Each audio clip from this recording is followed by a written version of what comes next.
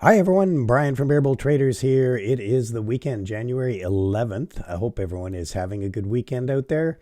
This, of course, is the weekend video. We'll go over what happened last week, and there was lots of excitement.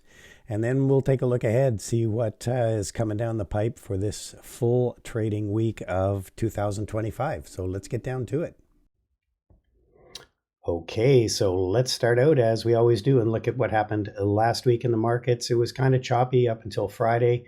Everybody was expecting that jobs report to see what we got, and it came in way stronger than anybody had expected.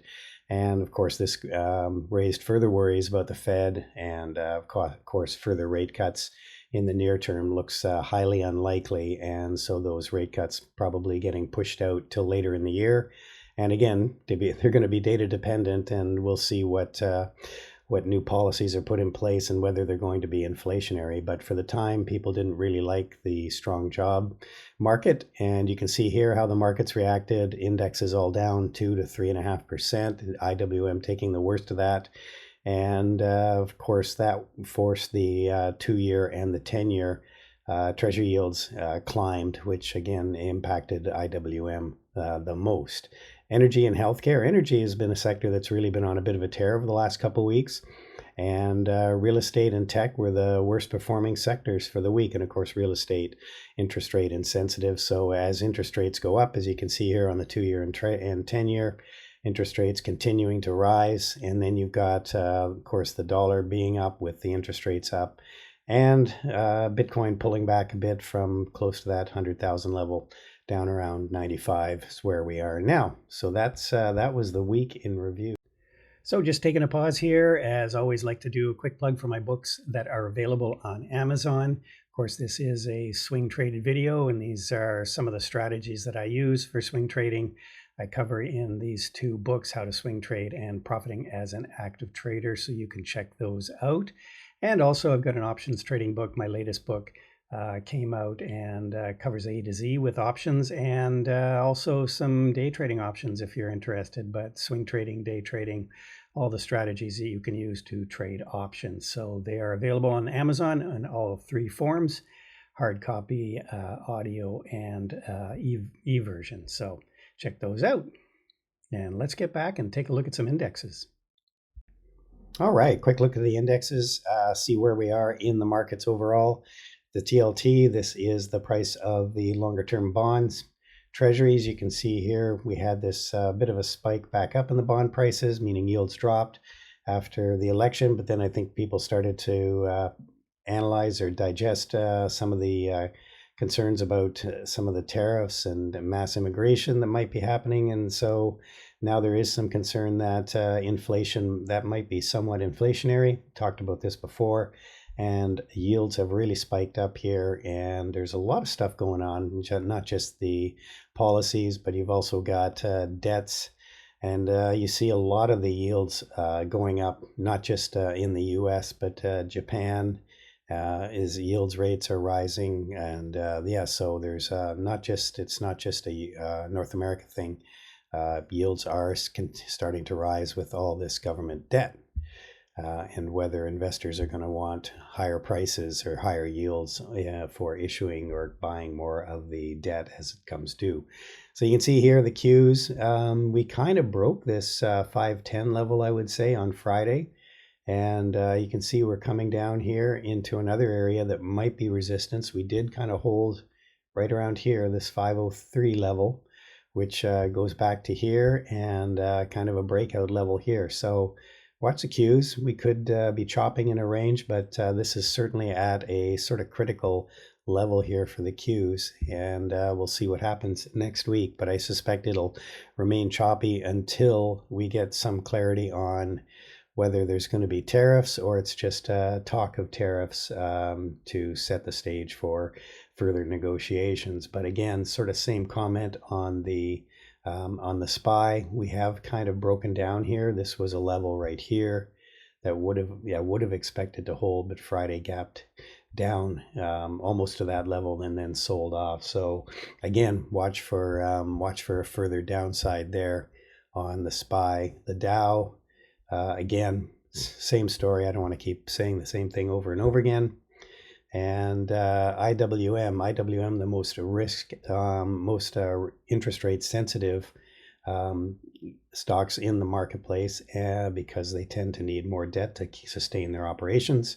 And you can see here we've again broken down before below some sort of critical support levels here, and we may be heading lower down into this 410 range. Could be the next stop from 416. So again, we're flirting with breaking down some more as we get into next week here, with the uncertainty of what's going on with the tariffs and other policies that the new administration might enact. So Bitcoin again trading around just under 95,000 here, kind of seems to be stuck in a bit of a range here.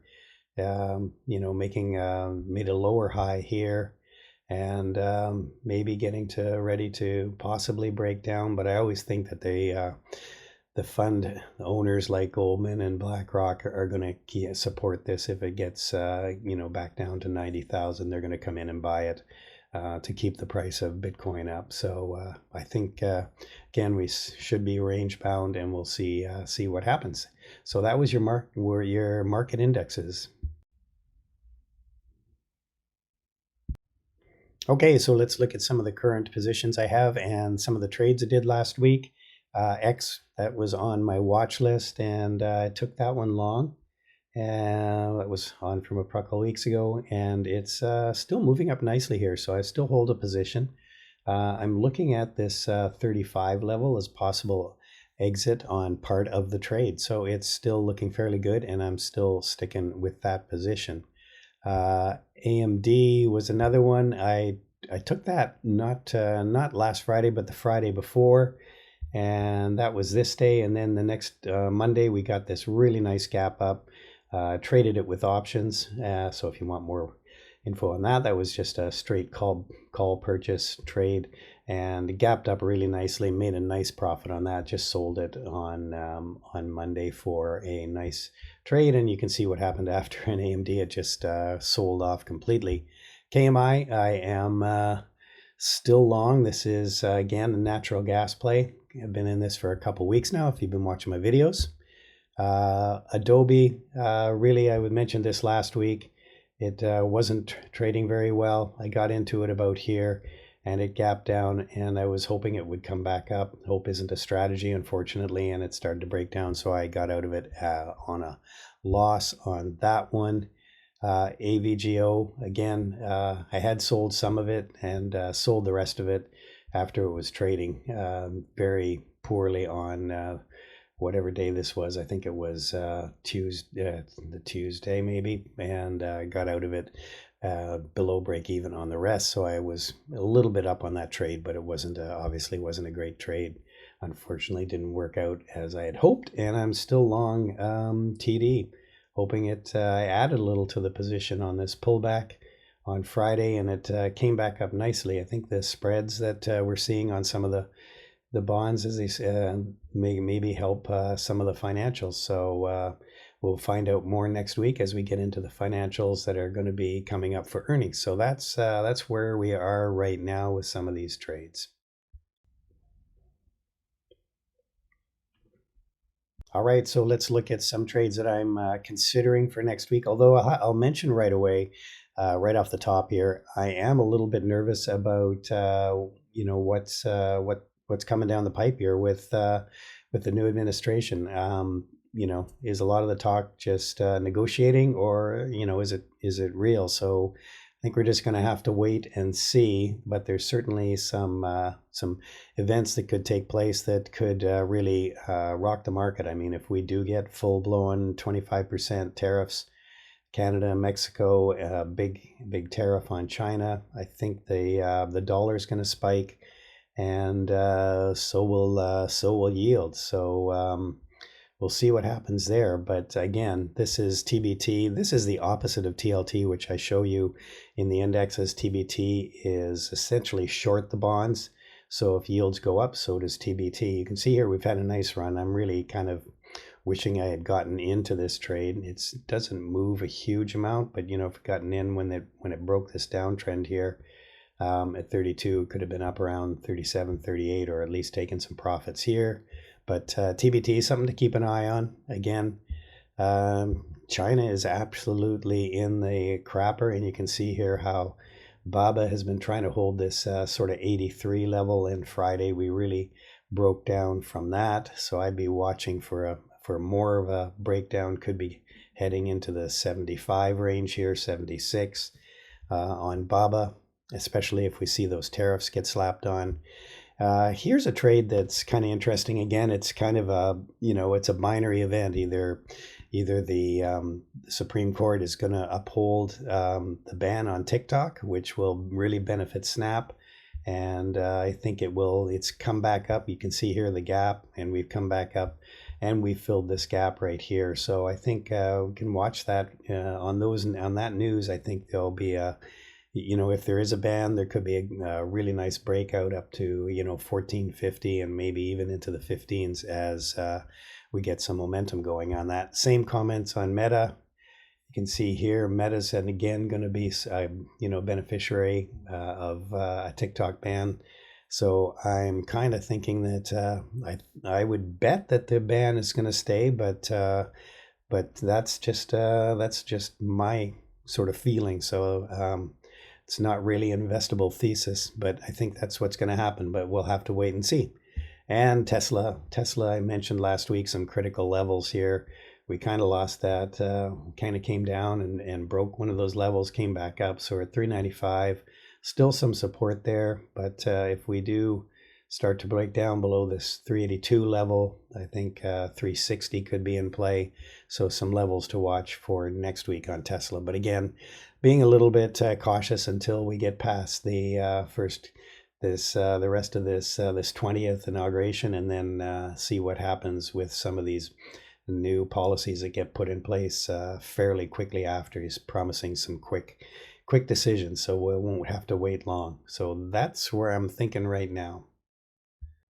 All right, so let's wrap things up here. January 13th. Let's see what we got coming up. There's your levels on the Dow, Q, SPY, and IWM. Here's some of the economic events coming up this week. Of course, this is some big week for some PPI and CPI data. Everybody's going to be watching those numbers to see how the fight on inflation is going. I suspect they'll come in, over 2% as they pretty steady as she goes. And then we'll have some retail sales numbers. That'll be interesting. I think the consumer is still pretty strong, business inventories. And then we get housing starts and industrial production on Friday. And of course, we are coming into earnings season. We had Delta last week. I always look at that as being sort of the bellwether, the one that's going to show up first. And then, of course, we're into the financials: JPM, Goldman Sachs, Wells Fargo, Citi, BlackRock, and then Bank of America, Morgan Stanley. And so it's going to be a busy week for sure on the earnings front. So this will add some more spice to the market as we move towards this inauguration on the 20th. So that's it, everybody. I hope you have a good rest of your weekend. And join us at 8:30 on Monday morning for live on YouTube show. And then we continue right into the pre-market if you want to stick with us and trade the market open. So hopefully we'll see you there. Bye for now.